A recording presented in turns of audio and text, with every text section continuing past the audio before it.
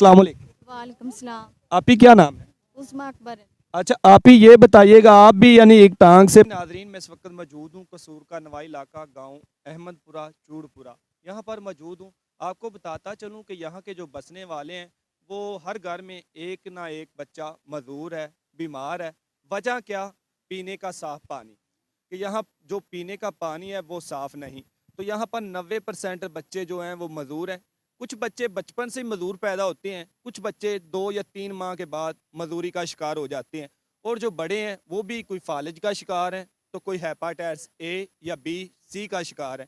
तो अगर देख सकते हैं ये बच्चा मेरे पास मौजूद है, इसकी यानी एक टांग यानी कि वो अनफिट है, वो चलने में बहुत ज़्यादा मुश्किलात का शिकार है। तो मेरे पास ये भाई मौजूद है, अगर इसके बारे में बताता चलूँ तो इसको भी यानी कि वो बहुत ज़्यादा झटके लगते हैं, फालिज का मसला है, यानी कि वे ये भी अनफिट है। तो ये भाई देख सकते हैं ये बचपन से यानी कि अभी उम्र तकरीबन 10 माह थी कि एक टांग का मसला बन गया। फुटेज में देख सकते हैं ये नन्ना सा शहजादा मौजूद है, ये दोनों टांगों से मजदूर है, चलने से कासर है, चल नहीं सकता। यानी कि आप देख सकते हैं कि फुटेज में किस तरह ये चल कर आ रहा था। तो उसके बाद देख लें, मेरे पास ये भाई मौजूद है, इसके 2 बेटे हैं। अल्लाह ताला किसी को औलाद देता है तो औलाद जो होती है वो सर का ताज होती है, बेटे जो होते हैं उस पर बहुत ज़्यादा मान होता है। मगर ये भाई के पास 2 बेटे हैं, अल्लाह ताला ने 2 बेटे दिए, मगर दोनों यानी कि दिमागी तौर पर मजबूर हैं। ये सुन नहीं सकते, बोल नहीं सकते, खा नहीं सकते, पी नहीं सकते। इनको खिलाने के लिए इनके जो वालदैन हैं वो इनका साथ तामन करते हैं, इनको खिलाते हैं, और यहाँ तक कि ये वाशरूम नहीं कर सकते। मेरे पास अंकल जी मौजूद हैं, इनकी भी बेटी है, जवान है, मगर ना वो चल सकती है ना वो बोल सकती है, यानी कि पट्ठों की कमज़ोरी या कुछ और, मगर वो भी कुछ खा नहीं सकती। देखें एक जवान बेटी हो, वालिद पर कैसे गुजरेगी जब उसके सामने वो तकलीफ़ से रोए, माँ मौजूद हो, बाप मौजूद हो, बेटी सामने रोए तो घर में खाना हराम हो जाता है। कैसे वो खाना खाया जाए जब औलाद रो रही हो। तो इन्होंने बहुत ज़्यादा इलाज करवाया, मगर अभी तक वो सेहतयाब नहीं हो सकी। मेरे पास कुछ और भी बहनें मौजूद हैं जिनके मामलात हैं, मगर ये मामलात की वजह क्या है, उनसे बात करते हैं। वालेकुम सलाम। चाचू जी, ਤੁਸੀਂ ਇਹ ਦੱਸੋ ਕਿ ਜਿਹੜੀ ਤੁਹਾਡੀ ਬੇਟੀ ਹੈ ਕਦੋਂ ਦੀ ਮਤਲਬ शुरू स्टार्ट तो ही है, ਜਦੋਂ ਦੀ ਪੈਦਾ ਹੋਈ ਉਦੋਂ ਦੀ पैदा हुई। ਇਲਾਜ ਨਹੀਂ ਕਰਵਾਇਆ, इलाज बड़े कराए हैं, ਆਰਾਮ ਨਹੀਂ ਆਇਆ, काम नहीं आया। ਤੇ ਇਹ ਵਜ੍ਹਾ ਕੀ ਹੈ, ਕਿਸ ਵਜ੍ਹਾ ਤੋਂ ਹੈ? बस पानी की वजह तो ही। वालेकुम सलाम। ਪਿਆਰੇ ਭਈਆ, ਤੁਹਾਡੇ ਦੋਵੇਂ ਬੇਟੇ ਨੇ, ਇਹਨਾਂ ਨੂੰ ਕੀ ਮਸਲਾ ਹੈ? ये बचपन तो ही नहीं ਬਚਪਨ ਤੋਂ ਹੀ ਇੰਜ ਨੇ, जी ਇਲਾਜ ਨਹੀਂ ਕਰਵਾਇਆ, करवाया, चिंडर अस्पताल लगाया ना तो ना कर नहीं होना सर। ਤੇ ਕਿਸ ਵਜ੍ਹਾ ਤੋਂ ਇੰਜ ਨੇ?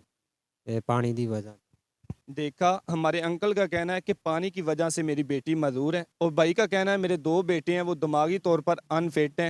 अगर वजह जानी गई डॉक्टरों से जिन्होंने अपना इलाज करवाने के लिए गए हैं, उनका कहना है कि जी आपके गांव का पानी ठीक नहीं, जिससे ये मसाइल। हमारे पास एक बहना मौजूद है, उनसे बात करते हैं। अस्सलाम वालेकुम। वालेकुम सलाम। आप ही क्या नाम है? उस्मा अकबर है। अच्छा, आप ही ये बताइएगा, आप भी यानी एक टांग से पोलियो का शिकार हैं, कब से?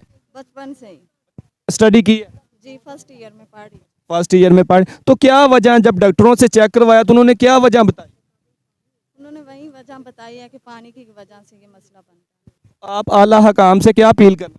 मैं यही अपील करना चाहती हूँ कि मेरे वालिदैन बेहद मजदूरी करते हैं, कि मुझे कोई जॉब दी जाए ताकि मैं अपना खुद सहारा बन सकूँ, अपने वालिदैन का भी सहारा बन सकूँ। यही जी नाजरीन, हमारी बहना का कहना है कि मैं भी बचपन से यानी कि पोलियो का शिकार हूँ, एक टांग का यानी कि मसला है, मगर मेरे वालदैन ने बहुत ज़्यादा मेहनत की, मुझे तलीम हासिल करवाई।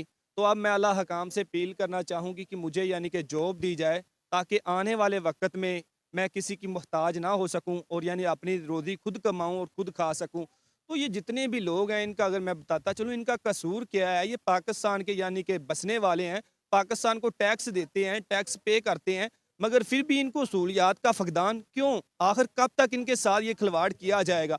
सियासतदानों की अगर बात की जाए तो वो हर साल या 5 साल के बाद जब वोट लेने होते हैं तो बड़े बड़े दावे तो कर देते हैं कि आपको पीने का साफ पानी दिया जाएगा और आपको यानी कि निकासी का मसला हल कर दिया जाएगा, और वोट इलेक्शन के बाद वो सब भूल जाते हैं और इनको बेसहारा छोड़ देते हैं। तो मैं अल्लाह हकाम से अपील करना चाहूँगा कि जो मजदूर बच्चे हैं इनका इलाज करवाया जाए।